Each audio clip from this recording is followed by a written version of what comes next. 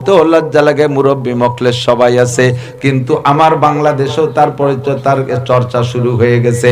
পশ্চিমেরা রাষ্ট্রীয়ভাবে অনুমোদন করে দিয়েছে সমকামিতা, পুরুষে পুরুষে যৌন চরিতার্থ করা, এর চাইতে নগণ্য ঘৃণার কাজ হইতে পারে না।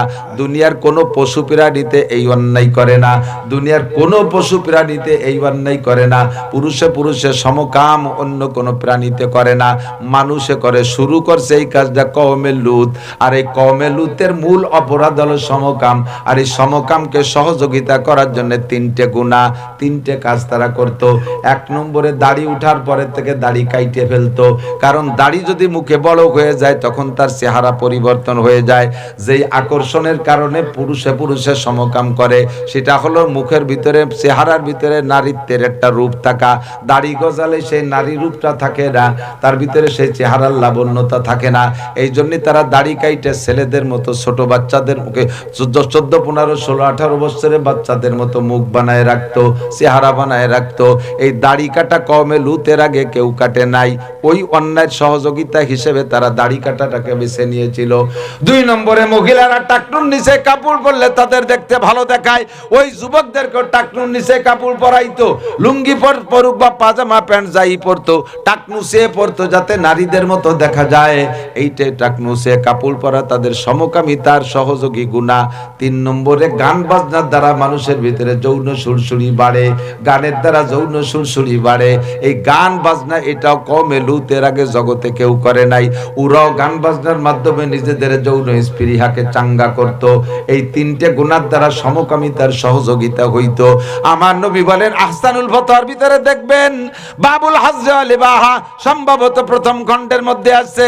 আল্লাহর নবী বলেন, আমার উম্মতের মধ্যে 3টে গুনাহ, এই 3টে গুনাহ কওমে লূতের ওই সমকাম করা গুনাহ সমপরিমাণ অপরাধ।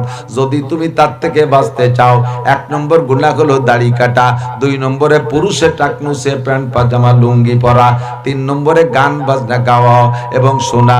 এই 3টে গুনার কারণে তারা এই গুনার মাধ্যমে কওমে লূত তারা লেওয়াতাতের দিকে অগ্রসর হইতো। আমার উম্মত যখন এই 3টে গুনাহ করবে, কওমে লূতকে তাদের আমলের কারণে যেমন ধ্বংস করে দিয়েছি ভূমিকম্পের মাধ্যমে, আমি আল্লাহ, এই নবী পাক বলেন, আল্লাহ পাক এই উম্মতের অন্যায়ের কারণে এমন আঞ্চলিকভাবে ধ্বংস করে দিতে পারে। কাজী দাড়ি কাটার গুনাহ থেকে তওবা করো। ও যুবক, আল্লাহর কসম, দাড়ি যারা কাটছেন মনে রাখবেন, আল্লাহর কসম, দাড়ি কাটা মুসলমানকে নবী পাক প্রথম চান্সে সুপারিশ করবে না। দাড়ি কাটা গুনাহগার, দাড়ি কাটাওয়ালাদের সাথে নবী পাক প্রথম চান্সে সাক্ষাৎই দিবেন না। দাড়ি যারা জীবন ভরে কাটছেন, একবার দাড়ি যদি মুখে, করে মনে রাখেন, 1000 দাড়ি যদি মুখে থাকে, দাড়িকে শেভ করতে, একবার দাড়িকে সম্পূর্ণ শেভ করতে ধরে নেন 5 মিনিট সময় লাগছে। 5 মিনিটের ভিতরে 1000 দাড়ি কাটছেন, 1000 দাড়ির 1000 কবিরা গুনাহ হইছে। একটা কবিরা গুনার কারণে 7000 বছর জাহান্নাম, 7000 বছর জাহান্নাম। আপনি 1000 কবিরা গুনাহ করছেন মাত্র 5 মিনিটের ভিতরে, 7 লক্ষ বছর জাহান্নাম ইনকাম করেছেন। এবার এ পর্যন্তই শেষ না, বিড়ি খাওয়ার গুনাহ যখন খায় তখন গুনাহ, বিড়ি খাওয়া শেষ হয়ে গেলে আর ওই গুনাহ ওই সময় লেখে না। জিনার গুনাহ যখন জিনা করে তখন গুনাহ, জিনার থেকে উঠে যাওয়ার পরে আর গুনাহ নাই। আরে চুরি যখন করে তখন গুনাহ, অথবা চুরির মাল যতক্ষণ ব্যবহার করে ততক্ষণ গুনাহ, ওই মাল ব্যবহার শেষ হয়ে গেলে পারা ওই চুরির গুনাহ আর লেখা হয় না। কিন্তু দাড়ি কাটা এমন একটা গুনাহ, যেই গুনাহ 24 ঘন্টা আপনার সাথে থাকে। আপনি ঘুমিয়েছেন, ঘুমের মধ্যে প্রত্যেক 5 মিনিট অন্তর দাড়ি সংখ্যা পরিমাণ কবিরা গুনাহ লেখা হয়েছে। আপনি কাবা ঘরের মধ্যে বসে তাসবিহ তাহলিল করবেন, ওই অবস্থায় যদি আপনার দাড়ি কাটা থাকে, তওবা না করেন, 5 মিনিট পর পর আপনার দাড়ি সংখ্যা পরিমাণ কবিরা গুনাহ।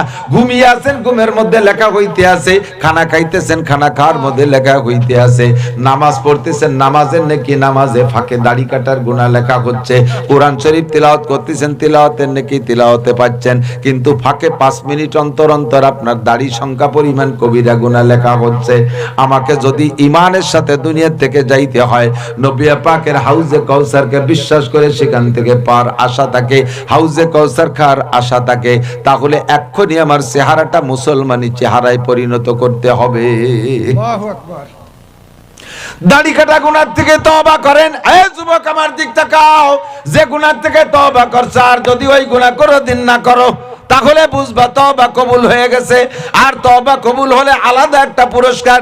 আল্লাহ পাক বলেন ইযআফ লাহুল আযাবু ইয়াউমাল কিয়ামাতি ওয়া ইয়াকলুদ ফীহি মুহানা ইল্লা মান তাবা ওয়া আমানা ওয়া আমিলা আমালান সালিহা ফাউলাইকা ইউবাদদিলুল্লাহু সাইয়্যাতিহিম হাসানাত। আল্লাহু আকবার।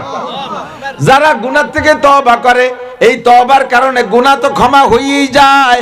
আল্লাহ পাক বলেন ফাউলাইকা ইউবাদদিলুল্লাহু সাইয়্যাতিহিম হাসানাত।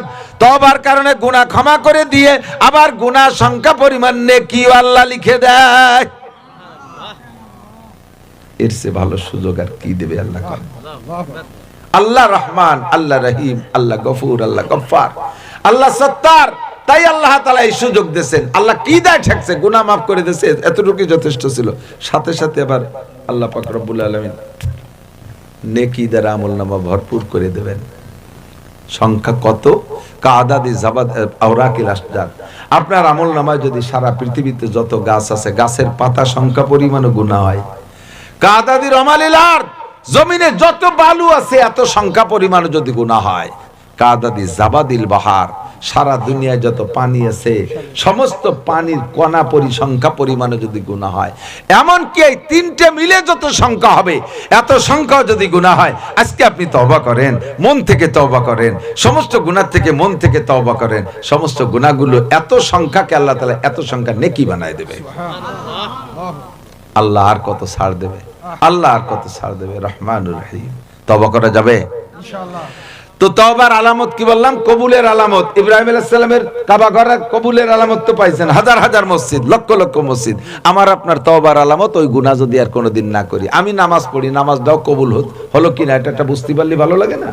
তো নামাজ কবুলের আলামত হলো নামাজকে যে নিয়মে পড়ার কথা সেই নিয়মে যদি আপনি দৈনন্দিন পড়তে পারেন, তাহলে বুঝবেন যে আগের নামাজটা কবুল হয়েছে।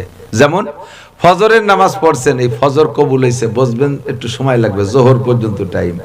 জোহরের নামাজ যদি টাইম মতো সময় মতো জামাতের সাথে নিয়মতান্ত্রিক ভাবে পড়তে পারেন, তাহলে বুঝবেন যে ফজর কবুল হয়েছে। আবার আসরের নামাজ যদি টাইম মতো সময় মতো নিয়মতান্ত্রিক ভাবে পড়তে পারেন, তাহলে বুঝবেন যে জোহর কবুল হয়েছে। কথা বুঝছেন নাকি? কেন? এদিক আপনার বাড়ি উদাহরণ দিলে বুঝতে সহজ হয়। আপনার বাড়ি 2 জোড়া রাজমিস্ত্রি নিয়েছেন, বাউন্ডারি ওয়াল। তো গেটের 2 পাশে 2 জোড়ারে দায়িত্ব দিয়েছেন, এই তোরা দুজন এই দিক গাঁথবি আর তোরা দুজন এই দিক। তো এই পাশে এক পাশের 2 জন সকাল 8টা থেকে বিকেল 4টে পর্যন্ত 800 ইট গাঁথছে মাটিতে দাঁড়াইয়া। এটা খুব তেজি মিস্ত্রি না হলে পারে না। তা 800 ইট মাটিতে, উপরে ভাড়া বান্ধার পরে পারে না, আবার মাটিতে হলে অনেকে পারে। আমার ওখানে একটা মিস্ত্রি আছে পারে। তো ইট গাঁথছে 800, আবার ফ্লাশ সাইড যেটা প্লাস্টার না করলেও চলে, এত সুন্দর লেভেল হয়েছে। আর ইট গাঁথছে 800, আবার এদিকে সমান হয়েছে 30 মতো সোজা। আর এই পাশের 2 জনে ওরা সকাল 8টা থেকে বিকেল 4টে পর্যন্ত ইট গাঁথছে 200 দুরা সাপের মতো সোজা। কোন বাস ফিলাস না, দাঁত বারোই রয়েছে, এ বছর দাঁত বাড়িনো, ও বছর দাঁত বাড়িনো। এই 2 দলের কার সাথে কি ব্যবহার করবেন কন্দি? আমার বাড়িও কাজ করতেছে, মিস্ত্রিরা কাজ করতেছে। যারা এরকম করে তাদের সাথে আমি ব্যবহার করব যে ওই যে 2 জন 800 গাচ্ছে, ওকে বিল কত? 1300 টাকা জোড়া নে, এই 1300 টাকা নিয়ে যা, আর 200 টাকা নিয়ে যা, বাজারেতে নাস্তা খেয়ে যাবি। আর আগামীকালকে কিন্তু টাইম মতো চলে আসিস, তোকে দিয়ে ছাড়া আমি কাজ করাবো না। এই ওয়ালের পরে 6 তলা দালান জড়বো, ওটাও তোরা 2 জন করবি, আর কোনো মিস্ত্রি নেব না। কথা কন? আর এই 2 জনটা কি কব? কালকে তোর আব্বারে নিয়ে এসে ইট খুলবি, বাড়িতে সিমেন্ট বালি আইনি আমার এই ইট ঠিক করে দিয়ে যাবি, আর 1 বছরের মধ্যে যেন তোকে এই এলাকায় না দেই। মিস্ত্রি বাড়াইছে, শয়তান, মানুষের মাল নষ্ট করিস, ওকে গেটি ধরে খেতে দেওয়া, তা তো পাবি না, তোর বাপরে ইট সুজাই দিয়ে যাবি। কথা কন? আপনিও ফজরের নামাজ পড়ছেন, আর একজনও পড়ছে, আপনার আল্লাহ তাআলা ওই সময় দাওয়াত দিয়ে দিয়েছে, আব্দুল খালেক মোল্লা তুমি কিন্তু জোহরে আসবা, আল্লাহই দাওয়াত দিচ্ছে। তোমার তাকবীর, তোমার কিরাত, তোমার রুকু, তোমার সিজদা, তোমার আত্তাহিয়াতু, তোমার সালাম ফিরানো, তোমার দাঁড়ানো, তোমার আন্তরিকতা আমাকে কেড়ে নিয়ে গেছে। তুমি কিন্তু জোহরে আইসো। ইমাম সাহেব না আসে না আসুক, তুমি কিন্তু আইসো। ওই সময় আল্লাহ কবুল করে দাওয়াত দিয়ে দিয়েছে। এই জন্য আপনি জোহরে আসতে পারছেন, কালকের দাওয়াতে আজকে ঈদগাহ আইছে কতক্ষণ। আবার আসরের সময় বলে দিয়েছে, আসরের সময় তো মুসল্লি কম আসে, ক্ষেত খামারে কাজ কামার ব্যবসা বাণিজ্য, তুমি একটু আইসো, তুমি না আসলে মসজিদের হক আদায় হয় না, তোমার তাকবীর, তোমার রুকু, তোমার কিরাতে আমি খুশি হয়ে গেছি বান্দা। এভাবে এক ওয়াক্ত পড়ার পর আর এক ওয়াক্তের দাওয়াত দিয়ে দেয়, পরের ওয়াক্ত সুন্দরভাবে পড়তে পারে। এটাই প্রমাণ হলো যে আপনার নামাজ আগের ওয়াক্ত আল্লাহ পছন্দ করছে, বিদ্যার দাওয়াত দিয়ে দিয়েছে। আর ওই মসজিদে আর একজন পড়ছে ফজরের নামাজ, ওরে ওই সময় কয়ে দিচ্ছে তোরে জন্য এলাকায় না দেই। ওয়াইদা কামু ইলা সালাতি কামু কুসালা, নামাজে যখন দাঁড়ায় ওরে অলসতা ভাঙ্গে চুরে কুড়ায় পড়তেছে, তাকবীর দেয় হাত ওঠে না, সানা বান্ধে এরকম ঝুলাইতেছে, রুকু দেশে বসির মতো কুড়ায় গেছে, সিজদা দেয় মাথার তাইলো দিয়ে বসে জিম দৌড়ে ঘুমাই থাকে, নামাজের মধ্যে ঘুমাইয়ে নালাই দিছে। আল্লাহ বেরিও আরে এত বললি বললি বিরক্ত দিন তোর মসজিদ না দেই, দাতাল নামাজ পড়তেছি। তার মানে ওই তো পছন্দ হয় নাই, আল্লাহ গেট আউট করে দিয়েছে, আল্লাহ গেট আউট করে দিয়েছে, তোর ঈদ গাথা ভালো হয় নাই। কথা বুঝছেন? ঠিক কি ঠিক না?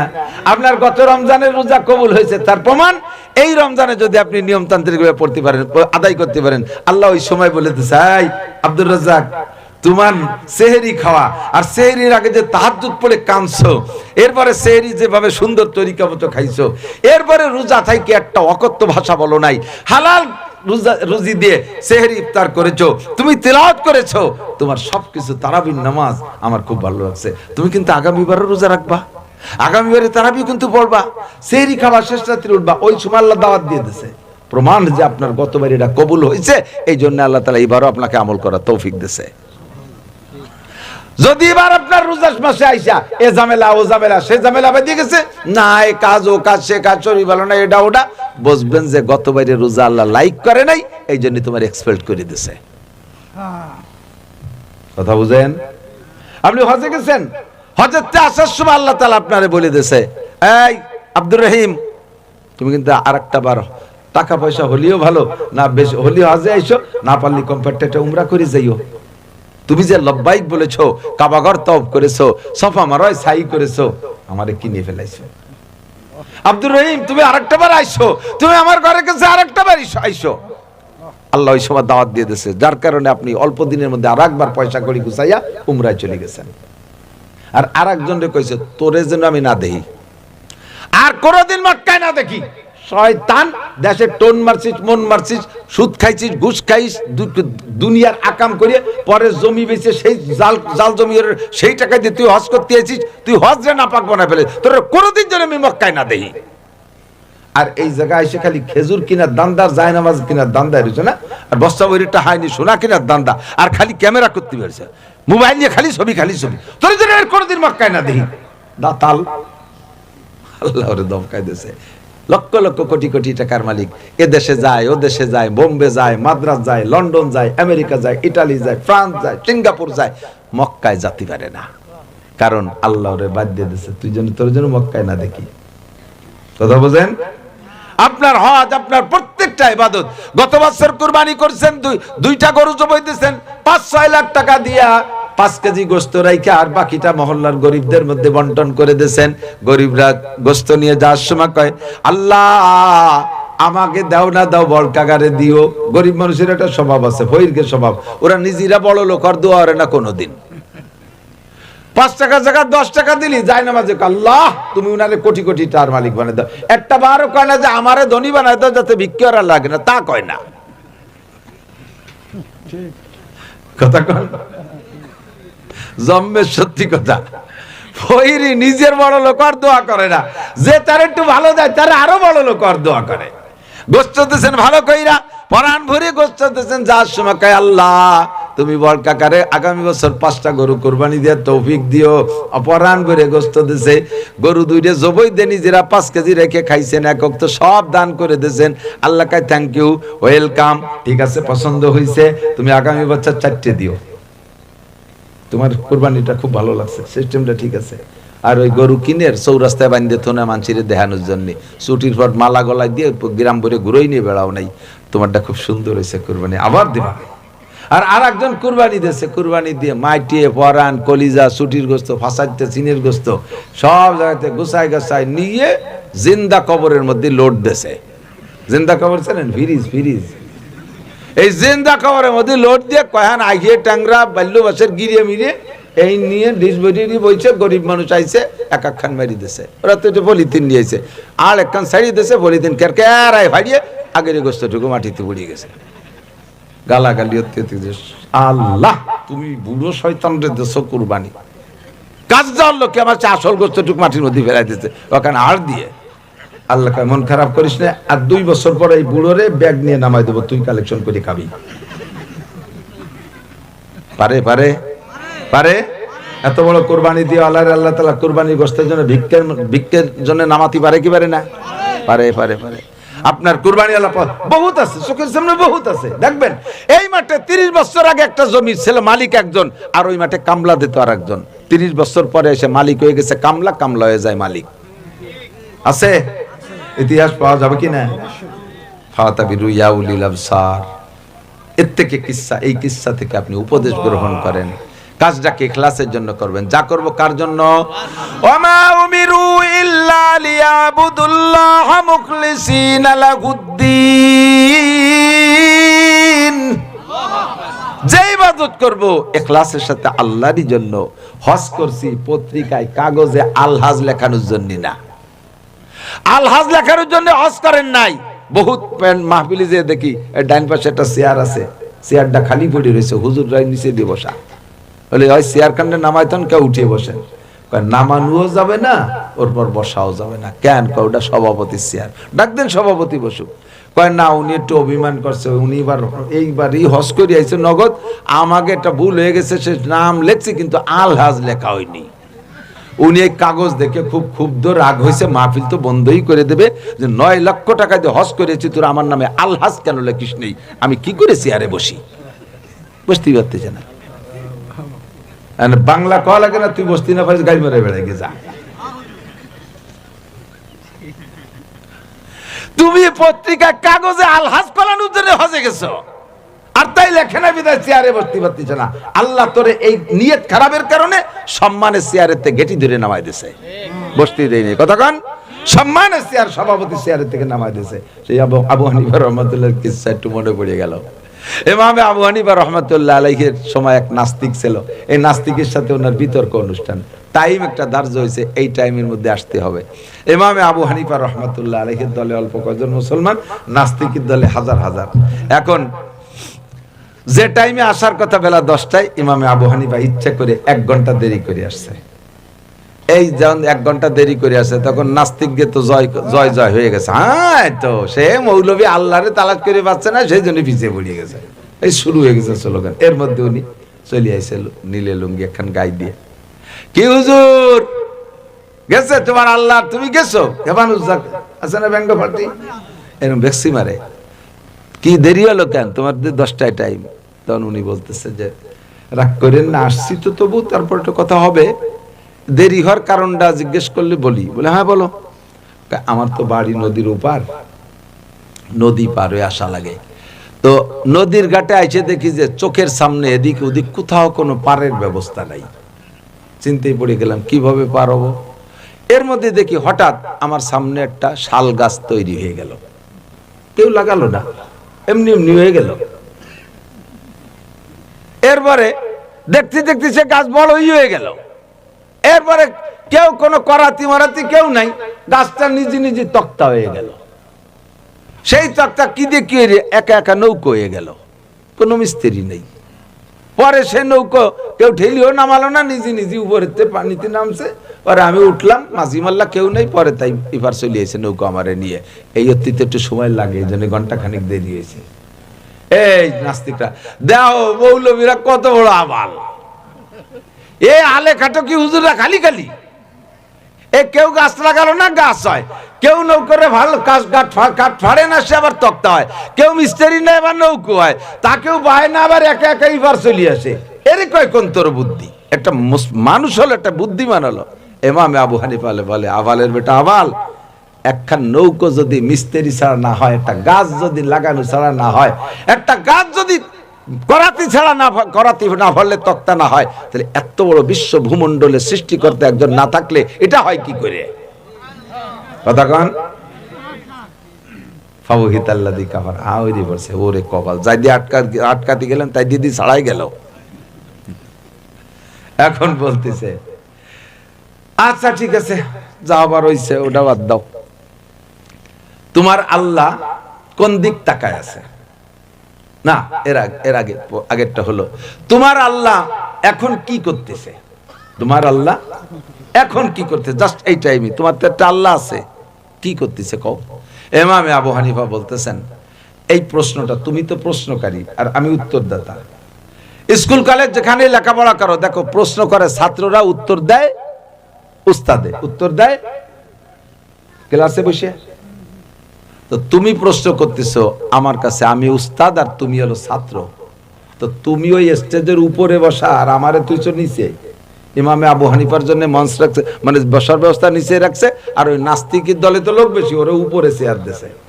তো ইমামে আবু হানিফা বলতেছে যে তুমি আমার কাছে এই প্রশ্নটা জানবা, উত্তর জানার জন্য আমার কাছে প্রশ্ন করছো, আমি উত্তর দেবো, তাই আমি তোমার উস্তাদের মর্যাদায়, আর তুমি থাকবা আমার ছাত্রের মর্যাদায়। কাজেই উত্তর পাইতে হলে তুমি ওই জায়গা থেকে নিচে আসবা, আমি ওই জায়গা বসবো, তা নাহলে উত্তর দিতে পারবো না।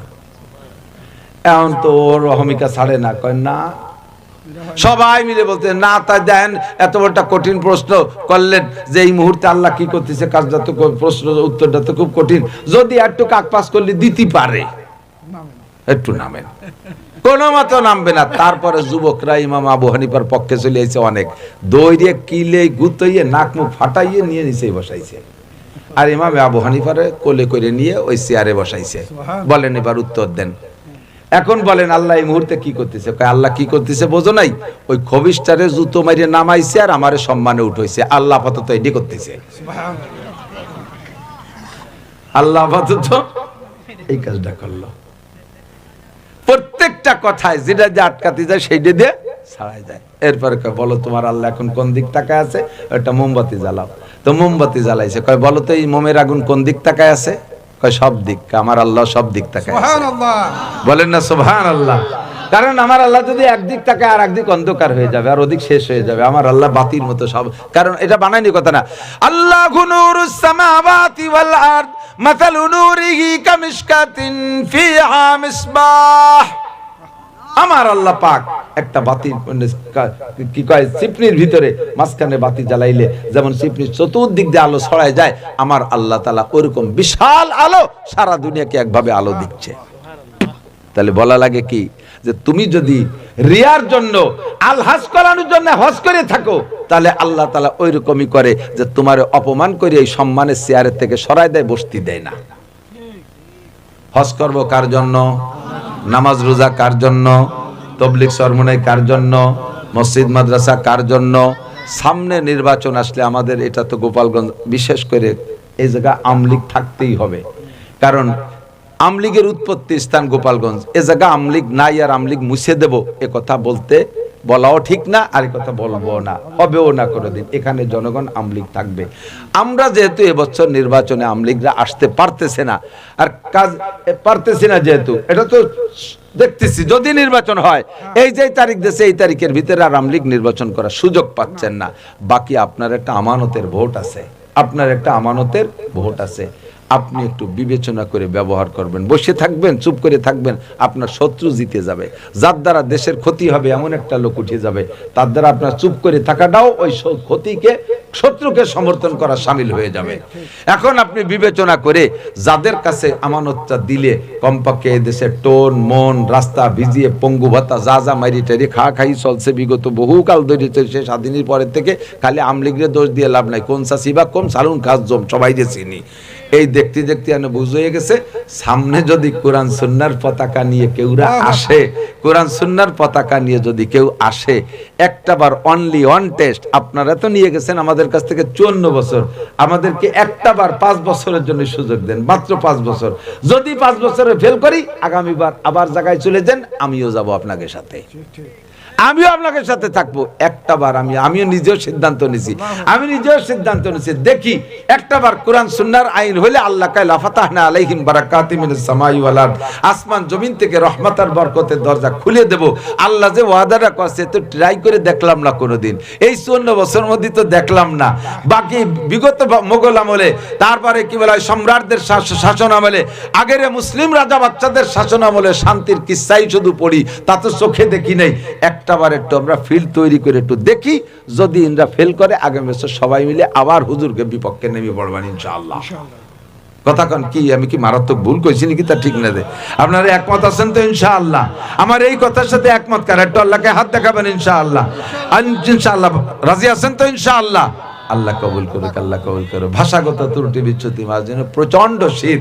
আমার এই যুব সমাজকে আমি স্বাগতম জানাই, ধন্যবাদ জানাই। যুবকদের একটা দায়িত্ব দেয়, সমাজের যুবকরা যারা যাদের মাধ্যমে মাহফিল, তোমরা কান খাড়া করো। এই সমাজে কয়েক প্রকার দুর্নীতি চলে, তন্মধ্যে একটা দুর্নীতি, এদিক একটা দুর্নীতি হলো, কোন বাড়ি যদি অপ্রাপ্ত বয়সে বিধবা কোনো মহিলা থাকে, ওই বাড়ির ওই বিধবা মহিলার খাদেম সাজে এলাকার কিছু যুবক রাত 12টার সময় সেই বাড়িতে বাড়িছে। এই তুই বাড়ি কোথায় খেতে গেলি?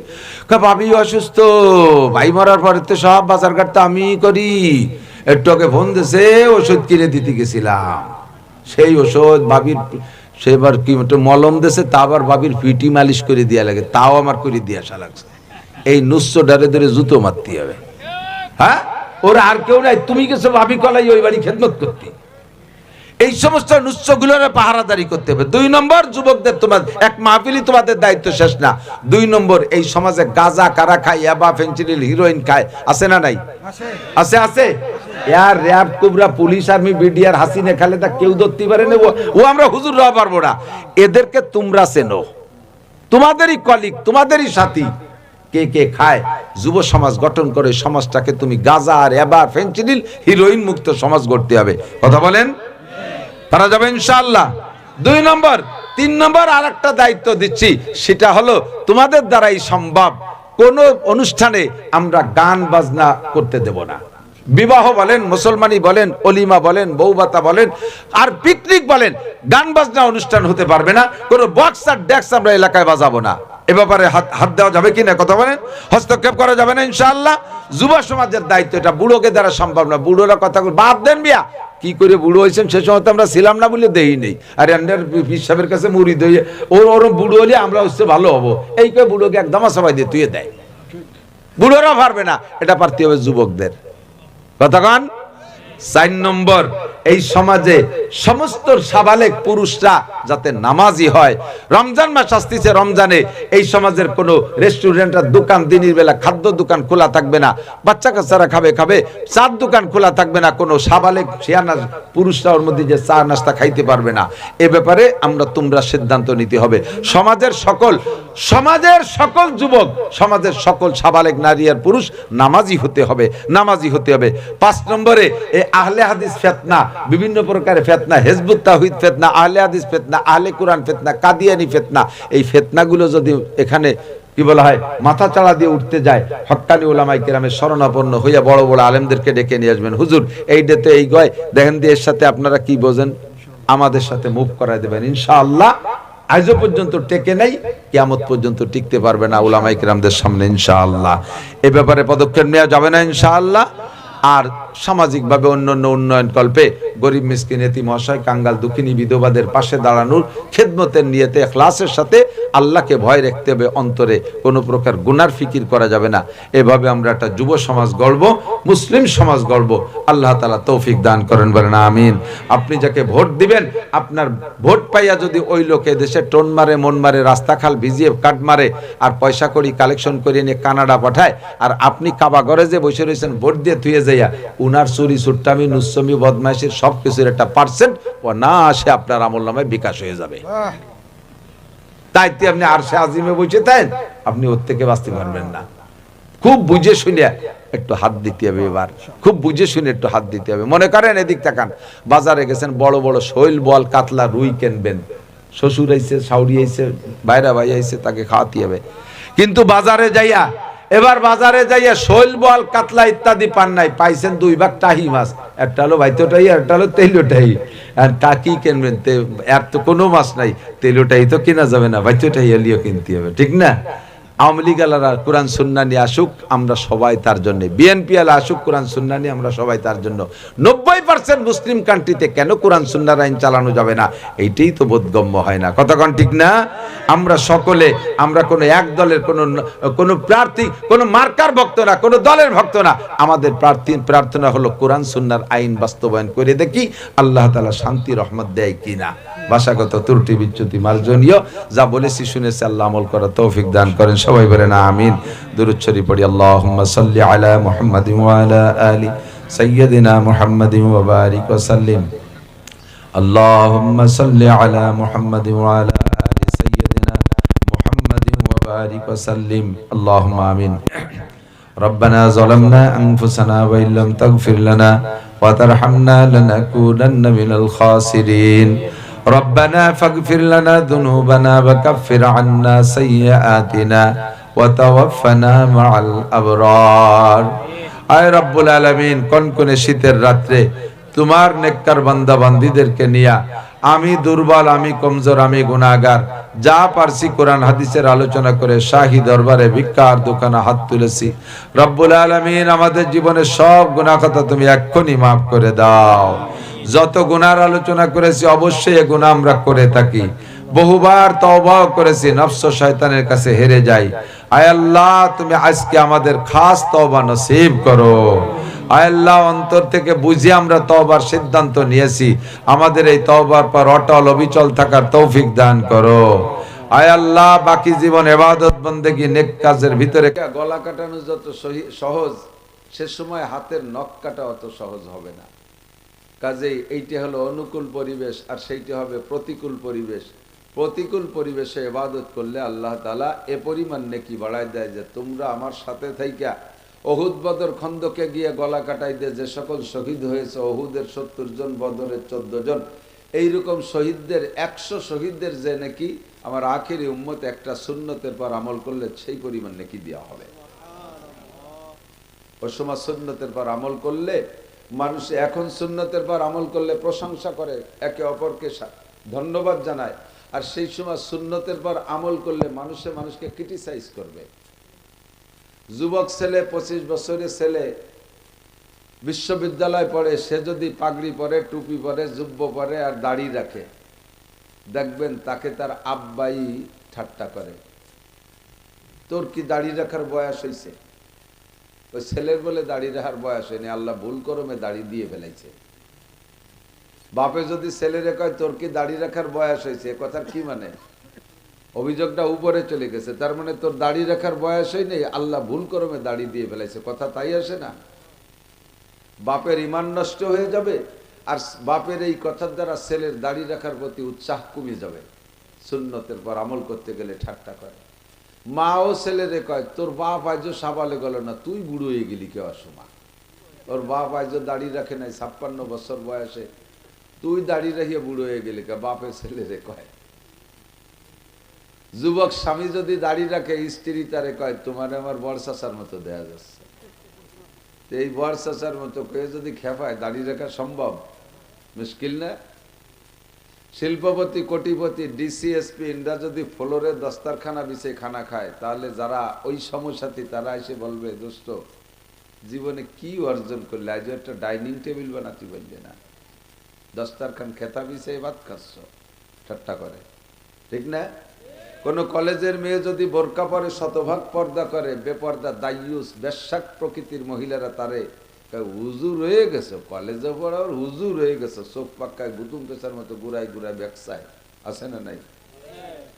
কোন বড় লোক যদি গাছের ডাল ভেঙ্গে মেসক করে, তাহলে অন্য আর এক বড় লোক দেখলি বলে পয়সা করি কি, কয় ভরে নিয়ে যাবা? পয়সা নাই, একটা বিরাস কিনার পয়সা নেই, যাও রাস্তায় ভাঙ্গা থাল পাইতে বসো, ভিক্ষে দিবানি, তাই দিয়ে বিরাস কিনে নেয়। কিন্তু ওই লোকটা 1 কোটি টাকা দামের কোনো বিরাস পাওয়া গেলে তা কেনার ক্ষমতা রাখে, 1 লক্ষ টাকা দামের পেস্ট কিনা গেলে তা কেনার ক্ষমতা রাখে। শুধু সুন্নতের মহব্বতে বিরাস ফায়ার বাদ দিয়ে মেসক করে, অথচ তারে ঠাট্টা করে, ক্রিটিসাইজ করে। কোনো কেউ যদি নিজের সন্তানটারে মাদ্রাসায় দেয়, জেনারেল পার্টি তারে কয় এই খয়রাইতে বিদ্যে ভর্তি দেশ বিক্রয় রে খাবে পিএস কয় জায়গা দেব তোমার সালটা দেবো না রে এই কই ব্যবসায় ঠিক না।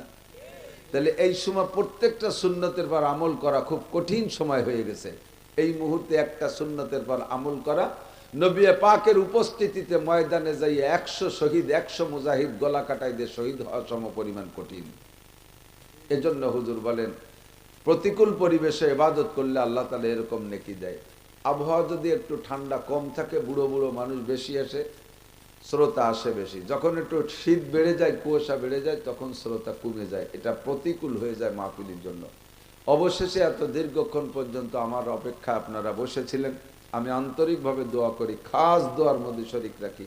আমি কোথাও পিছিয়ে পড়ি না, কিন্তু আজকে এক মহা পেছে পড়ে, জানেন তো এই রোডের খবর, ফরিদপুর রোডের খবর, বিশেষ করে ফরিদপুর থেকে তালমা পর্যন্ত এমন জ্যাম, মাঝখানে 1 ঘন্টা আটকে থেকে তারপরে ফিরে ব্যাকে যাইয়া মুন্সির বাজারে ঢুকে গজারি দিয়ে এসে এই পেস্টে বেরোইছি। এসে তারপরে কোনো মতে দৌড়াইছি তো বিশ্ব দৌড়ি, তবুও এসে ধরতে পারছি আপনাদেরকে। এজন্য শুকর আদায় করে আল্লাহর দরবারে আলহামদুলিল্লাহ। আল্লাহ পাক রব্বুল আলামিনের চাইতে ভালোবাসার কি আর জগতে কেউ আছে? কথা কান, আল্লাহর চাইতে ভালোবাসার কেউ নেই। মা তো সন্তানরে কি ভালোবাসে, মা কি ভালোবাসে সন্তানরে। মায়ের চাইতে আল্লাহ পাক রব্বুল আলামিনের ভিতরে বান্দার প্রতি দরদ 100 গুণ বেশি। বাচ্চা যত অন্যায় করুক, মায়ের কাছে যে মা কয়ে ডাক দিলে যেমন ভুলে যায়, তা আল্লাহ পাকের চাইতে 100 ভাগের 1 ভাগ ভালোবাসা মায়ের মধ্যে। তাতে যদি বাচ্চার অন্যায় মা ডাক দিলে ভুলে যায়, আল্লাহ পাক রব্বুল আলামিনকেও ডাক দিলে বান্দা যত বড় অপরাধ করুক আল্লাহ সব ভুলে যায়। আল্লাহর মতো সরল নেই কেউ। আল্লাহ একেবারে সহজ আর ইজি। আল্লাহ আমাদেরকে ভালোবাসে তার অসংখ্য প্রমাণ। ততক্ষণ 1 নম্বর প্রমাণ হলো আল্লাহ পাক রব্বুল আলামিন আমাদেরকে সৃষ্টি করেছেন। ফেরেশতাদেরকে নিয়ে আল্লাহ তাআলা বৈঠক বসছেন, একটা আলোচনা সভা। জিজ্ঞেস করছে সে ফেরেশতাদের কাছে, ইন্নী জাইলুন ফিল আরদে খলিফা, আমি তো এই জমিনে আমার প্রতিনিধি বানাইতে চাই, তোমাদের মতামত কি? যেহেতু এই প্রতিনিধিদের খাদেমও হবে ফেরেশতারা, এদের পরিচালনাও করবে ফেরেশতারা। এক একজন মানুষের বডি পরিচালনা করার জন্য আল্লাহ তাআলা 360 জন ফেরেশতা মোতায়েন করে রাখছে। বলবেন সুবহানাল্লাহ। আমার নাকের 2টো ছিদ্র পাহারা দিতে 2 জন ফেরেশতা, কানের 2টো ছিদ্র পাহারা দিতে 2 জন ফেরেশতা, 2টো চোখ পাহারা দিতে 2 জন ফেরেশতা। এমন করে জয়েন্টে পয়েন্টে গিরে গিরে ফেরেশতা তৈরি করে রাখছে আল্লাহ তাআলা। তুমি এই গিরে নিয়ন্ত্রণ করবা, তুমি এই গিরে নিয়ন্ত্রণ করবা। তো আল্লাহ পাক রব্বুল আলামিন এই ফেরেশতাদেরকে মানুষের খাদেম বানাবেন বিদায় তাদের নিয়ে আল্লাহ তাআলা মত বিনিময় সবাই বসছেন। আমি তো মানুষ বানাইতে চাই, খলিফা বানাইতে চাই। ফামা জান্নুকুম, তোমাদের ধারণা কি? মানুষ আসার আগে লক্ষ লক্ষ কোটি কোটি বছর বা কত বছর আল্লাহই ভালো জানে, এ জগতে জিন ছিল। আল্লাহ তাআলা জিন দিয়ে জগৎ চালাইছে। জিনদের আচার আচরণে বিরক্ত হইয়া অস্থির হইয়া আল্লাহ পাক জিন নিধন আন্দোলনে লাগাই দিলেন। ফেরেশতাদেরকে বলে দিলেন, মারো, সালি ফেলায় দমাই দিয়া শেষ করো। তো যতদূর হাতের মাথায় নাগালে পাইছে, চোখে চোখে বাঁচছে, সবগুলোরে শেষ করছে। কিন্তু 2-1টা লুকাই পালাই ছিল, তাদেরকে আল্লাহ দেখে নাই বা ফেরেশতারা দেখে নাই তা না। যেটা পালাইছে আল্লাহ কয় পলাইনি, ওটারে ছাড়ি দিয়ে ওটা থাক ওই জায়গা, ওগেও কাজে লাগবে। এই পলাইনি গোষ্ঠীর মধ্যে একটা রয়ে গেছে মিস্টার ইবলিস। এটা যদি আকচোটে ধরা খাতো তাহলে বেঁচে যেতাম। কিন্তু ওটাও আল্লাহর হিকমত, ওটাও আল্লাহর হিকমত। ফেলুল হাকিমে লা ইয়াকলু আনিল হিকমা, হাকিমের কোনো কাজ হিকমতের থেকে খালি নাই। বাহরহাল জিনদেরকে মারার পরে জিনদের এই আচরণ দেখে ফেরেশতাদের একটা অভিজ্ঞতা হয়েছে। ওই অভিজ্ঞতার আলোকে বলতেছে ফেরেশতারা কিন্তু গায়েব জানে না। আমাদের অনেকের আকীদা ফেরেশতারা গায়েব জানে, অনেকের আকীদা আমার পীর সাহেবও গায়েব জানে। এরকম আকীদার মানুষ আছে, আছে না নাই? আমার পীর সাহেব সম্পর্কে বাজে কথা কই না, উনি কিন্তু টের পায়, গোড়ার ডিম টের পায়। নবীর চাইতে বড় পীর কি দুনিয়ায় আসছে আর আসবে? নবীকে আল্লাহ বলতে বলতেছেন, তুমি উম্মতরে বলে দাও, কুল্লাউ কুনতু আ'লামুল গায়বা লাস্তাকসারতু মিনাল খায়র, আমি যদি গায়েব জানতাম, একটু পরে আমার কপালে কি আছে এটা যদি আমি জানতাম, কোনো প্রকার ক্ষতি আমাকে স্পর্শ করতে পারতো না, সকল প্রকার কল্যাণ আর কামিয়াবি আমি অর্জন করতাম। ওহুদের মাঠে যে যদি আমি আগের থেকে জানতাম যে এই দিক দিয়ে পাথর এসে আমার দাঁত ভাঙবে, আমার হেলমেট ভেঙে যাবে, আমি সেদিকে যাইতাম না।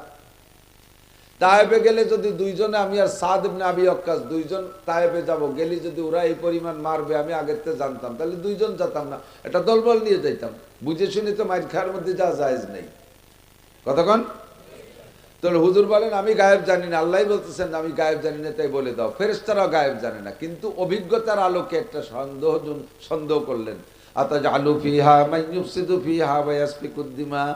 আল্লাহ আগে একটা গোষ্ঠীরে তো সাফ করলাম, জানিয়ে দিলাম মাইরিয়ে, পরবর্তীতে যাকে বানাবার তারা আবার কেমন হবে? ওরা আবার পিঁয়াজের খেতে যাই হেসাক ধরে কাজি করবে নাকি? ওরা আবার আধা হাত জায়গা নিয়ে বাইতি বাইতি খুনোখুনি করবে, ওরা রাজনীতি দ্বন্দ্ব কলহ নিয়ে বোমা মারামারি করবে, এমন জাতি, ইত্যাদি ইত্যাদি বললেন। আল্লাহ পাক বলেন ইন্নী আ'লামু মা লা তা'লামুন। এরা কেমন হবে এটা তোমরা জানো না, ওটা আমি জানি। ওদের মধ্যে একটা মানুষ হবে লাউলা হুমা খালাকাল আফলাকা খালিকুহা লাউলা হুমা খরাজাল ইনসানু মিন আদামি। ওদের মধ্যে একটা লোক হবে এমন, যেই লোকটারে না বানাইলে ফেরেশতা তোমাদেরকেও বানাইতাম না, আসমান বানাইতাম না, জমিন বানাইতাম না, চন্দ্র সূর্য বানাইতাম না, আমার অনেক অনেক সৃষ্টি বানাইতাম না। ওই লোকটারে না বানাইলে এই পরবর্তীতে যাদের বানাইতে চাইতেছি তাদের মধ্যে একটা ব্যক্তি হবে এমন, যার নাম হবে মুহাম্মাদুর রাসূলুল্লাহ। ইন্নী আ'লামু মা লা তা'লামুন। আমি যা জানি তা তোমরা জানো না। আমার ওই বনি আদম এমন সম্মানী হবে, তারা যখন দিন শিখার জন্য ঘর থেকে বেরোবে তখন তোমরা ফেরেশতাদের উপরে দায়িত্ব থাকবে, তোমরা তাদের পায়ের নিচে পর বিছাইয়া দিবা। এমন সম্মানী তারা হবে। আমাদেরকে শুরু থেকেই ভালোবাসা দিয়ে আসতেছেন, বানানোর ক্ষেত্রে ফেরেশতাদের মৌন অসমর্থনকে উপেক্ষা কইরা আল্লাহ আমাদেরকে বানাইছেন। বানায় আবার একই সময়, সেই সময় জান্নাতও ছিল জাহান্নামও ছিল। আদম আলাইহিস সালামকে বানাইয়া আল্লাহ জাহান্নামের মধ্যে রাখতে পারতেন, মিয়া এই জায়গা 2-3 মাস থাকো, পরে একদিক সরাই নিয়ে যাব, পোস্টিং করব, তা না কইরা সর্বপ্রথম বানাই জান্নাতের মধ্যে অবস্থান দিয়েছেন। জান্নাতের মধ্যে থাকো 2 জন, আর পরাণ বরের মধ্যে ঘোরো ফেরো আর খাও, সবচাইতে শ্রেষ্ঠ জায়গা জান্নাত, সেখানে রাখার ব্যবস্থা করলেন। এটা আর একটা ভালোবাসার প্রমাণ। এরপরে আল্লাহ পাক রব্বুল আলামিন হিকমত করে পাঠাইলেন দুনিয়ায় পাঠানোর পরে এবার আমাদের জন্য আল্লাহ পাক অসংখ্য নিয়ামত রাজি তৈরি করেছেন। সূর্য বানাইছেন আমার খেদমতে, চন্দ্র বানাইছেন আমার জন্য, কতক্ষণ? পানি বানাইছেন আমার জন্য, বাতাস বানাইছেন আমার জন্য, ফ্রি সার্ভিস দিচ্ছেন, অক্সিজেন। আইসিইউতে গিয়ে যদি আপনি কৃত্রিম মানুষের তৈরি করা অক্সিজেন ব্যবহার করেন, ঘন্টায় 2000 টাকা বিল আসে, 24 ঘন্টা থাকলে 48,000 টাকা বিল দেওয়া লাগে। 60, 70, 80, 90, 100 বছর পর্যন্ত বাঁচতেছি আমরা, আল্লাহর দেওয়া প্রদত্ত অক্সিজেন ব্যবহার করি, কোনোদিন বিল দেওয়া লাগে না, আর নিতেও কোনো কষ্ট হয় না। এটা আল্লাহ পাক আমার জন্য নিয়ামত দিয়েছেন। প্রয়োজন পরিমাণ মাছ দিয়েছেন, প্রয়োজন পরিমাণ গোশত দিয়েছেন, হাজার হাজার ফল দিয়েছেন, রকমারি খাদ্য দিয়েছেন। বলতে গেলে জীবন শেষ হয়ে যাবে। আল্লাহ কয় ওয়া ইন তাউদ্দু নি'মাতাল্লাহি লা তুহসুহা। তোমাদের জন্য এত নিয়ামত বানাইছি, সারা জীবন গণনা করে শেষ করতে পারবা না। এ সবই আমার ভালোবাসার প্রমাণ। কতক্ষণ? যে যারে ভালোবাসে সে তার অপরাধকে চোখে কম দেখে। দোস্তর যদি দোস্ত 1000 কঠিন বন্ধুত্বতা হয়, দোস্ত যদি অপরাধ করে ওটা কোনো না কোনোভাবে সারিয়ে নেওয়ার চেষ্টা করে। আল্লাহ কয় বান্দা এ জায়গা আমার ভালোবাসার প্রমাণ দেখো। কত মানুষ আছে আমাকে আল্লাহ বলে স্বীকার করো না। নমরুদ, কারুন, হামান, সাজ্জাদ, ফেরাউন, আবু লাহাব, আবু জাহেল, উতবা, সাইবা, এমন করে কাফের, মুশরিক, হিন্দু, বৌদ্ধ, খ্রিস্টান 800 কোটি মানুষের মধ্যে 600 কোটি মানুষ আল্লাহকে আল্লাহ বলে মানে না। অথচ আল্লাহ পাক তাদের খাদ্য বন্ধ করে দিচ্ছে না, তাদের ক্ষেত খামারের উৎপাদন বন্ধ করে দিচ্ছে না, তাদের কোনো প্রযুক্তি আল্লাহ তাআলা থামায় দিচ্ছে না, সেগুলোকে নষ্ট করে দিচ্ছে না। দুনিয়ার ধন দৌলতের ব্যাপারে তাদের উপরে হস্তক্ষেপ করতেছে না। তাদের বাচ্চা কাচ্চা জন্ম নিতে আল্লাহ বাধা দিচ্ছে না, যে কাফেরের বাচ্চা পয়দা হলে সেটাও তো কাফের হবে।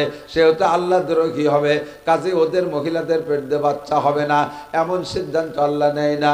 আল্লাহ পাক বলেন বানাইছি বড় মহব্বত করে, বড় দরদ করে বানাইছি, কাজেই তোদের হাজারো অপরাধ আমি চোখ বন্ধ করে মেনে নেব। আমার 99টা নামের মধ্যে একটা নাম সত্তার, আল্লাহর একটা নাম কি? সত্তার। সত্তার মানে গোপনকারী, সত্তার মানে গোপনকারী। আমরা এখানে যারা বসা আছি, সাবালেক থেকে নিয়ে এ পর্যন্ত যাদের বয়স হয়েছে, যার যতটুকু হয়েছে, মুখে স্বীকার করতে বলতেছি না, প্রত্যেকেরটা ভিতরে জানা আছে। সাবালেক হওয়ার পর থেকে নিজে যতটুকু বয়স পেয়েছেন, এই জীবনে নাবালেক থাকতে যেগুলো হয়েছে সেগুলো আল্লাহ ধরে না। সাবালেক হওয়ার পর থেকে নিয়ে নারী বলেন আর পুরুষ বলেন, প্রত্যেকটা মানুষের জীবনে এমন এমন অপরাধ করা আছে, যেই অপরাধগুলো যদি সমাজে প্রকাশ পাইতো, আল্লাহু আকবার, সম্মান তো দূরের কথা, মানুষে তারে মুখে চুনকালি দিত। আলেম বলেন, জালেম বলেন, মোল্লা বলেন, মুন্সি বলেন, আমি বলেন, আপনি বলেন, এনি ম্যান এভরিবডি, প্রত্যেকের আভ্যন্তরীণ এমন এমন অপরাধ করা আছে, যে অপরাধগুলো যদি সমাজে প্রকাশ পাইতো, রাস্তায় যে হাঁটতে পারতাম না। আমার আল্লাহ সত্তার নামের ওসিলায় গোপন কইরা রাখছে। কয় বান্দা তোরে বানাইছি বড় বড় মোহাব্বত করে, দরদ করে, তোরে আমি অত্যন্ত ভালোবাসি, তাই আমি অপেক্ষা করি দেখি তুই ওখান থেকে ফিরে আসিস নাকি, তোরে অপমান করব না। এবার আল্লাহ পাক বলেন আমি তো তোমার এই ভালোবাসা সৃষ্টি করেছি, অসংখ্য নিয়ামত দিয়ে লালন পালন করি, বান্দা তুমি কি আমাকে ভালোবাসো? নবী পাককে আল্লাহ পাক বলেন বান্দার কাছে জিজ্ঞেস করো, কুল ইন কুনতুম তুহিব্বুনাল্লাহ, বলো তাদের কাছে জিজ্ঞাসা করো তোমরা কি আল্লাহকে ভালোবাসতে চাও? দুইজন মানুষের মধ্যে যদি প্রেম ভালোবাসা হয়, ভালোবাসার একটা রেজাল্ট আছে, ভালোবাসার একটা শেষ আছে, ভালোবাসার পরে একটা ফলাফল প্রকাশ হয়, একটা বিস্ফোরণ ঘটে। নারী আর পুরুষ ভালোবাসা হয়, সে জায়গায় একটা বিস্ফোরণ আছে। পুরুষে পুরুষে সম্পর্ক হয়, তার একটা রেজাল্ট আছে। দুইজনের ভিতরে ভালোবাসা করতে হলে উভয় দিকে একরকম আগাইতে হবে। একজন ভালোবাসে আর একজন ভালোবাসে না, সে জায়গায় ভালোবাসা জন্ম নেয় না। অনেক সময় যুবকরা ভালো জানে, ইদানিং তো ফোনের যুগ আইছে, তুমি কোনো মেয়েরে যদি ভালোবাসে ফোন দাও, তুমি তো জন্মের ভালোবাসো, রাস্তায় দেখছো, চেহারা পছন্দ হয়েছে, নাম্বার সংগ্রহ করে ফোন দিছো, সে যদি তোমারে ভালো না বাসে, কি কয়? মোটা গালাগালি দিয়ে কয়, এই তুই আমার সাথে কথা না কথা মার সাথে করতে পারিস না, এমন শক্ত কথা কয়। তার মানে তোমার সে লাইক করে না, তুমি লাইক করো, সে লাইক করে না, জীবনে কোনোদিন ভালোবাসা ঘটবে, বিস্ফোরণ হবে না, সামনে যা উদ্দেশ্য কিচ্ছু হবে না। আল্লাহ কয় আমি তোমারে ভালোবাসি, কত প্রমাণ চাও? প্রমাণ দিতে দিতে জীবন শেষ হয়ে যাবে, তবুও প্রমাণ দেওয়া শেষ হবে না। এবার তুমি কি আমারে ভালোবাসতে চাও? যদি আমারে ভালোবাসতে চাও বলো। আমরা সবাই মিলে বললাম জি আল্লাহ তোমারে ভালোবাসতে চাই। আপনারা কি ভালোবাসতে চান? কারে ভালোবাসবেন? আল্লাহকে ভালোবাসবো। ও যুবক, দুনিয়ার কেউরে ভালোবাসিস না, ওই ভালোবাসার মধ্যে কোনো ভালো ফল আসে না, লাস্টে যায় অপমান হইতে হয়। হর কিসি সে দিল লাগানা জিন্দগি বরবাদ হয়, হর কিসি সে দিল লাগানা, খেয়াল করেন, হর কিসি সে দিল লাগানা জিন্দগি বরবাদ হয়, এক তো আপনা ওয়াক্ত বরবাদ দুসরে তো বদনাম হয়। উলামায়ে কেরাম বলছে বলে ঠিক কইছে, পাবলিকে ঠিক কইনি।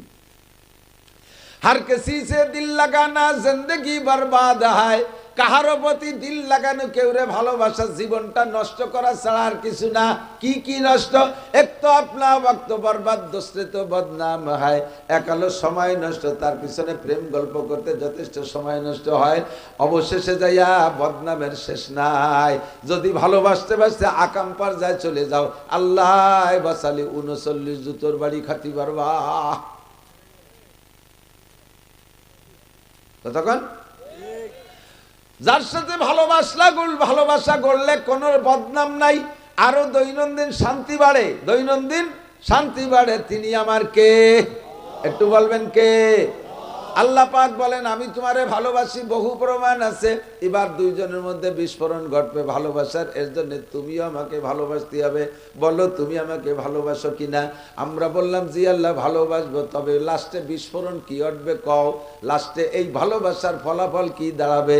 আল্লাহ কয় তিনটে দাঁড়াবে, তিনটে প্রমাণ, তিনটে রেজাল্ট আসবে। এক নম্বরে ইউহিব্বুকুমুল্লাহ, এক নম্বরে আমি আল্লাহ তোমাকে সম্পূর্ণ ভালোবাসা দিয়ে দেব।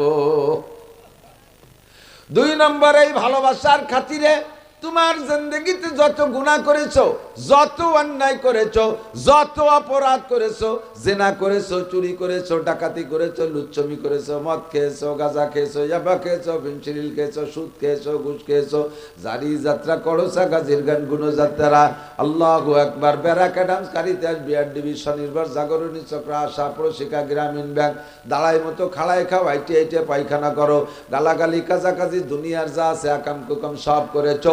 সারা জীবনে যত গুনাহ করেছো, ইয়াগফির লাকুম যুনুবাকুম, আমি তোমার জীবনে সব গুনাহ মাফ কইরা দেব।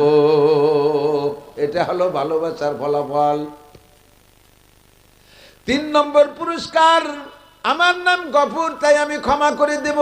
আবার গফুরের সাথে রহিম শব্দ ব্যবহার করে বলেন, আমি রহিমও তোমাদের জন্য রহিম নামের বদৌলতে কি করব, ফাউলাইকা ইউবাদদিলুল্লাহু সাইয়্যাতিহিম হাসানাত, তোমার জীবনের গুনাহগুলো ক্ষমা তো করে দেব গফুর নামের ওসিলায়, রহিম নামের বদৌলতে সমস্ত গুনাহগুলো পাল্টাইয়া নেকি বানাইয়া দেব।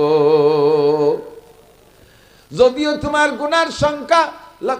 তোমার গুনার সংখ্যা হয় কাদাদি আওরাকিল আসজার, খেয়াল কাদাদি আওরাকিল আসজার, ও যুবক ভয় পাইস না, আল্লাহ পাক বলেন তুমি ভয় পেও না, আল্লাহু আকবার, ভয় পেও না, চলে আসো।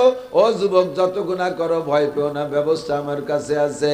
তোমার জিন্দেগির গুনাহ যদি হয়, পৃথিবীতে যত গাছের পাতা আছে এত সংখ্যা পরিমাণ, কাদাদি রমালিল আরদ, জমিনে যত বালু আছে বালু সংখ্যা পরিমাণও যদি তোমার গুনাহ হয়, কাদাদি জাবাদিল বাহার, দুনিয়ায় যত পানি আছে পানিতে যত পানি কণা আছে এই কণা সংখ্যা পরিমাণও যদি তোমার গুনাহ হয়, এমনকি 3টে মিলে যত গুনাহ হয় এত যদি তোমার গুনাহ হয়, ফাউলাইকা ইউবাদদিলুল্লাহু সাইয়্যাতিহিম হাসানাত, আল্লাহ পাক তোমার জীবনে সব গুনাহ নেকি বানাইয়া দিবে।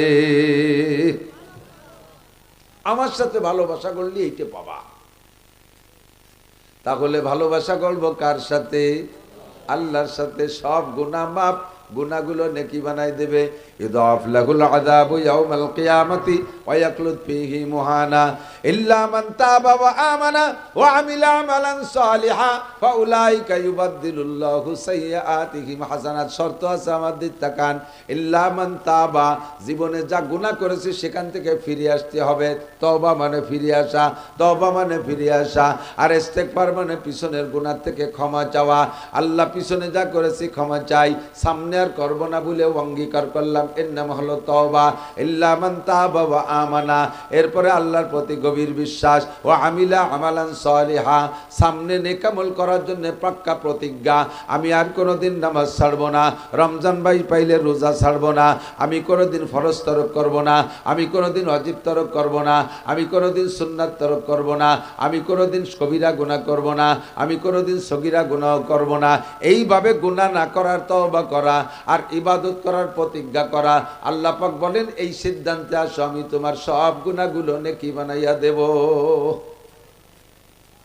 এবার বললাম, আল্লাহ ভালো তো তোমাকে বাসি, ভালোবাসার পদ্ধতি কি? এদিক তাকান। ভালোবাসার বয়স লাগে আর ভালোবাসার সিস্টেম জানা লাগে। ছোট পোলাপান এরা ভালোবাসার বয়স হয় নেই ওদের। অনেক সময় আব্বারা ইয়ার কি করে 3, 4, 5 বছরে পোলাপানকে নিয়ে বসে একটু তামাশা করে, কয় যে এই জামাল তোরে বিয়ে দেব, বয়স 5 বছর, তোর শ্বশুর বাড়ি যাব, তোর শাওরির চুল টেনে ছেড়বো, তোর শ্বশুরের দাড়ি ছেড়বো। ছেলে তো আব্বারে জব দেয়, তোরে বিয়ে দেব। ও তো বিয়ের মজা বোঝে না। বিয়ের মনে হচ্ছে আব্বা কইলে ওর জব ওইভাবেই কইতে হয়। তো ওর বাপ ওরে বিয়ে দেবে, তামাশা করতেছে, আর ওর বাপরে বিয়ে দিয়ে যদি আর একটা বউ বাড়ি আনে, তাহলে তোরা কয়মা ফুতি বাড়ি থাকতে পারবি না। নতুনটার দাপটে পুরন সেট ধরে বাতিল। তোর বাপ কইছে বিদায় বাপরে একটা জবাব দেয়, কেন দিল? ও বিয়ের মজা বোঝে না।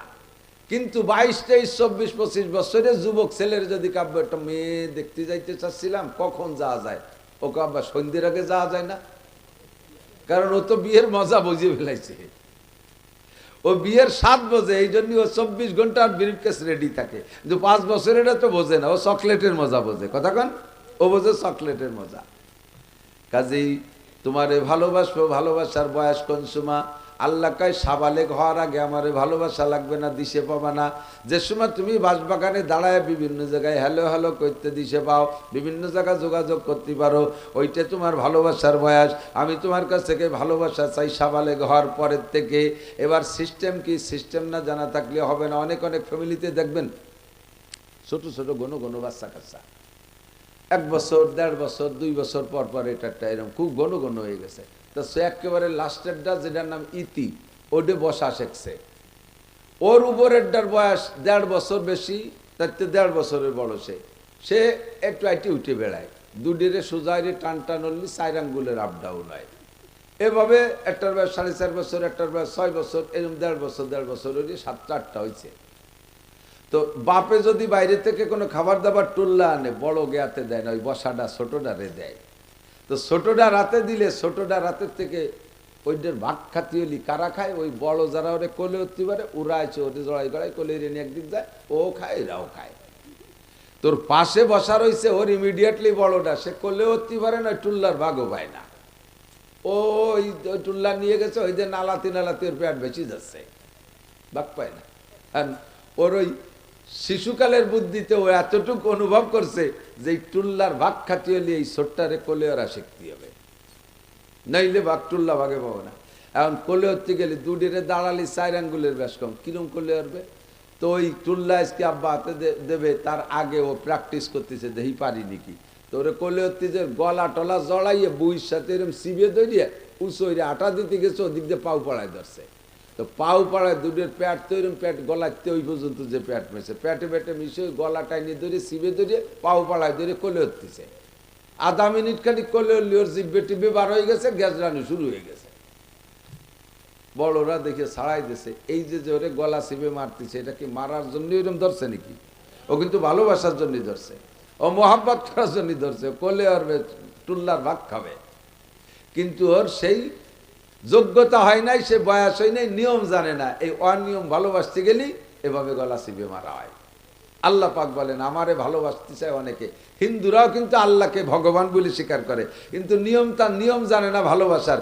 এই জন্য ভালোবাসতে যাই কি যে কি আরে। রবি ঠাকুরের একটা কবিতা আছে, কবিতাটা আমার স্মরণ নেই, তর্জমা আমার মনে আছে। উনি বলেন হিন্দুদের উপরে আমার লজ্জা লাগে, আমার অভিযোগ যে তারা ভগবানকে ভগবান বলে সর্বশ্রেষ্ঠ বলে বিশ্বাস করে, অথচ ভগবানকে সাকারে আইনে ইবাদত করতে যাইয়া যে ভগবান কেমন দেখি নাই, সম্ভবত ভগবান বাঘের মতো হবে তাই মাটি দিয়ে একটা বাঘ বানায়, আবার সম্ভবত ভগবান সিংহের মতো হবে তাই একটা সিংহ বানায়, সম্ভবত ভগবান হাতির মতো হবে তাই একটা হাতি বানাইয়া মাটি দিয়ে একটা হাতি বানায়, তারে ভগবান মনে করে সেবা দেয়, সম্ভবত ভগবান শুয়োরের মতো হবে তাই একটা শুয়োর বানাইয়া ভগবান মনে করে পুজো আরে, সম্ভবত ভগবান একটা কুত্তর মতো হবে, সম্ভবত ভগবান একটা ইঁদুরের মতো হবে, সম্ভবত ভগবান একটা সুসোর মতো হবে। এবার ভগবানকে ভালোবাসতে যাইয়ে শিয়াল কুত্ত শুয়োর ইন্দুর বান্দর পর্যন্ত বানায় ফেলে। এটা ভালোবাসার নিয়ম জানে না, এই জন্য ভালোবাসতে যে গলা চিপে মারে। বাউল ফাউল পার্টি মাজারে যারা যায় ভণ্ড পীরের দরবারে যারা যায় তারা আল্লাহরে পাইতে যায়, নিয়ম জানে না, আল্লাহরে গলা টিপে মারে। নবীকে ভালোবাসার নিয়ম জানে না, গলা টিপে মারে। বিভিন্ন জায়গা যাইয়া এই সমস্তগুলো আল্লাহকে ভালোবাসতে যে গলা টিপে মারে, কারণ তারা নিয়ম জানে না। কাজী আল্লাহকে যা বললাম, আল্লাহ ইহদিনাস সিরাতাল মুস্তাকিম, তোমাকে ভালোবাসার সঠিক সরল পথ চিনায় দাও।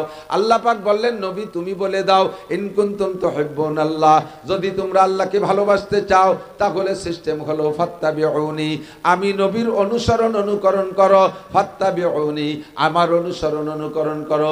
কেন করব? কয় মানে আতানি দা ফাকাদ আতা আল্লাহ, যে আমার অনুকরণ করবে সেজন্য আল্লাহরই অনুকরণ করলো। ওমান আসানি ফাকাদ আসাল্লাহ, যে আমার নাফরমানি করবে সে আল্লাহরই নাফরমানি করলো। নবী পাক বলেন কুল্লু উম্মতি ইয়াদখুলুনাল জান্নাহ, আমার সব উম্মত জান্নাতে যাবে আমার সাথে, ইল্লা মান আবা, শুধু যার নাম হবে আবা ওইটা জাহান্নামে যাবা, ওইটা আমার সাথে জান্নাতে যাইতে পারবা না। কিলা মান আবা ইয়া রাসূলুল্লাহ, হুজুর আবা নামের আবার কে আছে? আমাদের মধ্যে কাহারও নাম তো আবা না। আপনি বললেন যার নাম হবে আবা তুমি জাহান্নামে যাবা। তাহলে আবা নামের কে আছে? হুজুর বলেন মান আতানি দাখালাল জান্নাহ। আমার জিন্দেগি 6 ভাগে বিভক্ত, আমার জিন্দেগি 6 ভাগে বিভক্ত। ব্যক্তিগত জীবন, পারিবারিক জীবন, সামাজিক জীবন, অর্থনৈতিক জীবন, রাজনৈতিক জীবন, আন্তর্জাতিক জীবন। এই 6টা জীবনে আমার সাথে যারা A to Z মিল করবে সে আমার সাথে জান্নাতে যাবা। আর আমার সাথে মিল হওয়ার কারণে আল্লাহ পাক তাকে ভালোবাসবে। আল্লাহ পাক যাকে ভালোবাসবে তার গুনাহ মাফ করে দিয়ে আল্লাহ পাক তাকে গুনাহ সংখ্যা পরিমাণ নেকি দান করবে। ওমান আসানি, হে যুবক পাগলামি করো না। তোমার মতো বহু যুবককে আমি রাস্তায় ফেরানো দেখে আসছি। বছরের 8টা মাস রাস্তায় থাকি, বিশ্ব রোডে থাকি। কত যুবকরা আমি টাইনা রাস্তার থেকে উপরের থেকে সাইডে সরাই থুই আসছি। কত যুবকরা আমি রোডের সাথে কুত্তর গোস্ত আর তোমার গোস্ত মিক্সার হয়ে গেছে আমি দেখে আসছি। বেশি লাফালাফি করো না। সমাজে কিন্তু বুড়ো মানুষ চাইতে যুবক মরে বেশি। কতক্ষণ? গার্মেন্টসে কোনো বুড়ো মানুষ চাকরি করে না। গার্মেন্টসে আগুন লাগলে যুবকরাই মরে, যুবতীরাই মরে। বিভিন্ন জায়গায় অ্যাক্সিডেন্টে বুড়ো মানুষ চলাফেরা কম করে। গাড়িতে তোমরাই থাকো, তোমরাই কিন্তু পড়ো আর মরো। যত আপদ বিপদ বালা মুসিবত সব দেখতেছি যুবকদের উপর দিয়ে। মানুষ তো বুড়ো হতেই পারতেছে না। কাজেই মস্তানি করো না। তোমার মতো মস্তানরে মারতে আল্লাহর 1 পয়সাও লাগে না। সময় মতো জায়গায় চলে আসো। কিয়ামতের ময়দানে নবী পাক বলেন আর 7 শ্রেণীর মানুষকে আল্লাহ আরশে আজিমের নিচে বসাইয়া আমাকে দায়িত্ব দেবে, তুমি হাউজে কাউসার পান করাও। আমি ওই 7 গুণের মানুষকে হাউজে কাউসার পান করায় দেব। ফামান শারিবা লাম ইয়াজমা আবাদা। আমার থেকে একবার 1 গ্লাস পান করলে কোনোদিন পিপাসা হবে না। আমি এরপরে হাত ধরে আরশে আজিমের নিচে বসাইয়া দিব। আল্লাহ পাক তোমাকে 500 বছর পর্যন্ত নিজ কুদরতে হাতে মুখে উঠাই খানা খাওয়াবে। যুবক, তোমার যৌবনকাল রে দিক নিয়ে আসতে হবে। এই জন্য মনে রাখতে হবে মান আতানি ফাকাদ আতা আল্লাহ ওয়া মান আসানি ফাকাদ আসাল্লাহ। আল্লাহর রসুলের নাফরমানি করলে নাফরমানিটা আল্লাহর করা হয়। কাজে এবার নবী পাকের 6 জীবনের সাথে মিল করব। 1 নম্বরে আমার ব্যক্তি জীবন, বডিটারে আগে নবী পাকের বডির সাথে আমি আয়নার সামনে দাঁড়ায় মিল করি। আমার নবী চুল কাটাইতেন কেমন, নবীর চুল কেমন ছিল, আমার চুল কেমন আছে। তুমি আয়না ধরে দেখো তোমার চুলটা কেমন। এখন সেলুনে যে চুল কাটে সব পশ্চিমে কাটিং, সেলুনের ভিতরে ছবি দেয়া আছে, মডেল দেয়া আছে না? কোন model? Messi model, Neymar model, ফ্রান্সের মডেল, ইটালিয়ান মডেল, ইহুদিদের মডেল, নাসারাদের মডেলে তোমার মাথা হবে। আর তুমি ওই মাথা নিয়ে নবী পাকের সামনে যাবা। নবী তোমারে হাউজে কাউসার পান করাবে। সাবধান, আদৌ সম্ভব না। নবীর কাছে যখন হাউজে কাউসার পান করতে যাবা, মাঝখানে একটা পর্দা পার্টিশন পড়ে যাবে। আর ফেরেশতারা পায়ে শিকল দিয়ে ধম করে টান দিয়ে চেষ্টায় টানতে টানতে নিয়ে যাবে। তুমি চিৎকার করে বলবে ইয়া রাসূলুল্লাহ আশরিফনি শাইয়্যাম মিনাল হাউজ। ওগো আল্লাহর নবী, হাসরের মাঠে সূর্য মাথার 4 আঙ্গুল উপরে, কলিজাটা পিপাসায় ফাইটে যায়। আসছিলাম কোনো মতে লাইন ধরে আপনার দরবারে একটু হাউজের কাউসারের জন্য। আপনার সামনে থেকে টেনে নিয়ে যাচ্ছে। নবী আমার একটা হাউজে কাউসার দেন। রহমাতে আলম নবী বলবে ও ফেরেশতারা, আমার উম্মতকে কেন পানি পান করতে দিলে না? ফেরেশতারা বলবে ইয়া রাসূলুল্লাহ ফাইন্নাকা লা তাদরি মা আহদাসু বাদাক। আপনি দুনিয়া থেকে চলে আসার পরে আপনার সুন্নতের সাথে কি আচরণ করছে আপনি জানেন না। ওর মাথার দিকে তাকায় দেখেন, ওর মাথা মুসলমানদের মাথার মতো না। তুমি একটু সামায়েল পড়ে দেখো, সাহাবায়ে কিরামদের জীবনী পড়ে দেখো, হায়াতুস সাহাবা পড়ে দেখো। কোন সাহাবার চুল তোমার চুলের মতো ছিল না। তুমি তোমার চুলকে যদি নবীর চুলের মতো বানাইতে পারো, চুলের মধ্যে মূল সুন্নাত 3টা। 1 নম্বরে সাইসা ফেলানো, 2 নম্বরে ছোট ছোট করে কাটা, 3 নম্বরে মুখে 1 মুঠ দাড়ি হওয়ার পরে বাবরি রাখা। বাবরির মধ্যে আবার 3 তরিকা, লিম্মা জুম্মা অফরা, লিম্মা জুম্মা অফরা, জুম্মা লিম্মা অফরা। জুম্মা হলো কানের মাঝখান পর্যন্ত এভাবে সমান করে কাটা, সবটুক রেখে কানের সমান করে পিছনে একেবারে ঘাড়ি কেটে দেওয়া। লিম্মা বলা হয় কানের লতি পর্যন্ত বেয়ে আসা, এতটুক পর্যন্ত অনুমতি আছে। ময়দানে জেহাদের ময়দানে গেলে অফরা, ঘাড় পর্যন্ত চুল রাখা জায়েজ আছে। কারণ বড় দাড়ি আর ঘাড় পর্যন্ত চুল হলে এরকম জাকি দিলি সিংহর মতো দেখা যায়, তাতে কাফেরকে আত্মা কালায় যায়। এই জন্যই বড় চুল।